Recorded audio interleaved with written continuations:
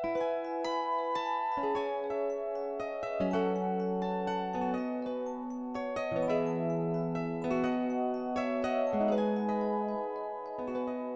everybody, I just want to share some thoughts while I'm here.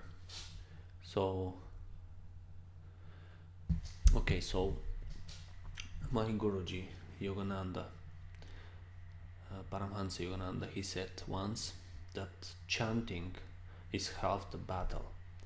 So that means that if you do any kind of chanting, devotional chanting, we're not talking about hard rock music,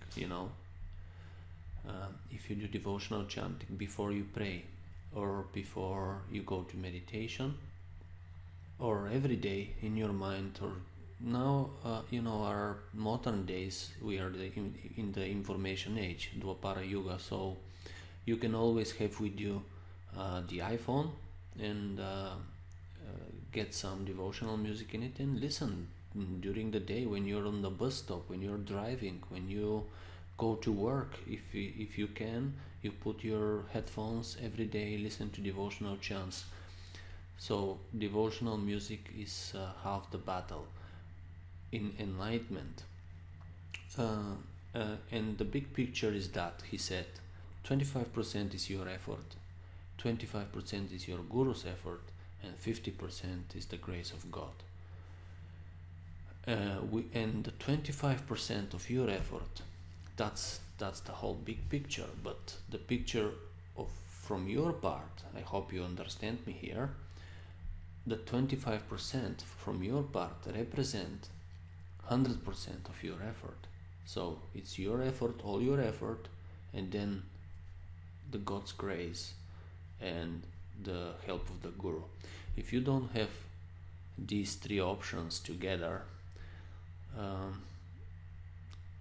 think that's what the Gurus say, and the enlightened rishi and the yogis say that it's impossible to go to God, because you may do everything in your what is in your hands to meditate, to go to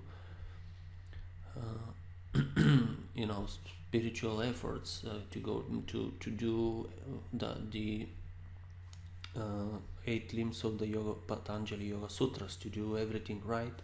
But if you don't have the grace of the Guru, the grace of God, the help of your Guru, you don't have a Guru, you can't do it, because the Guru is the essential part of the spiritual path. It's the essential part of the spiritual path. That's the law of what God says it should be. You have to have a Guru. You can't go straight to him skipping this part. There are scriptures that explain this, that you have to have a Guru. Like someone said, asked Swami Kriyananda before, Swamiji, do I need a Guru? And he said, no, absolutely not, you don't need a Guru. But if you want to go to God, yes, you need a Guru. So that's your decision. The Guru is your decision. It means you have to need a Guru, you have to want a Guru, so you can find it. You have to have prayed very hard in this life and the past life, so you have to have a Guru. Having a Guru is the biggest blessings in the 3 worlds. They say, if you have a Guru, so when you are ready, the Guru will spontaneously appear. It will come to you. Doesn't matter how, you will see. You don't have to work. You don't have to work hard or look for a Guru like a madman everywhere. He will find you. And so that's are the 3 essential parts. First is chanting, devotion, meditation, your efforts. Then the grace of the Guru, 25%, and 50% is the grace of God. I will talk about a little bit of the grace of God a little bit. So we may do everything, we may try to do everything, try to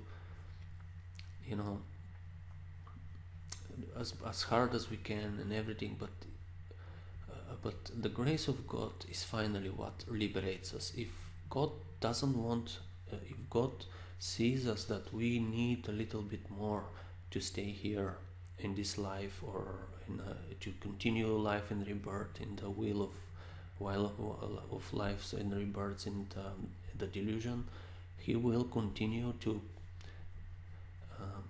keeps us here.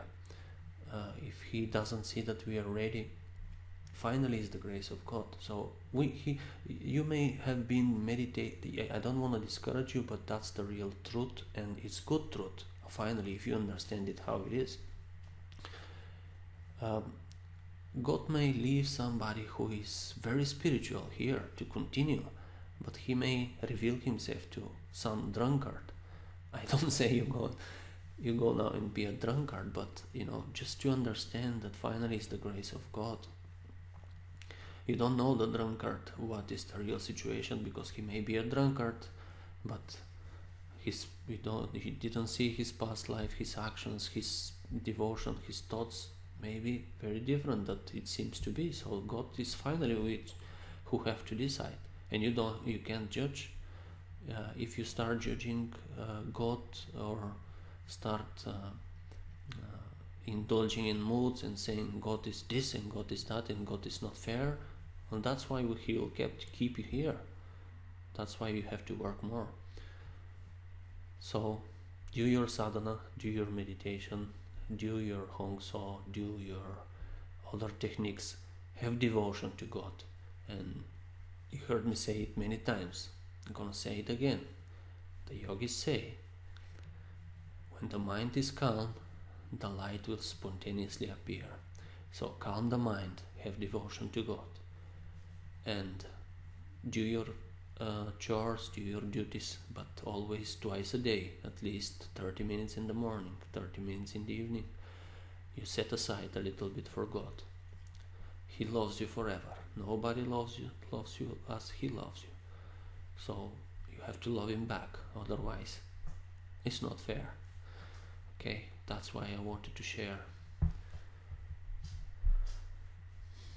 I bow to God in all of you. Namaste. Bye.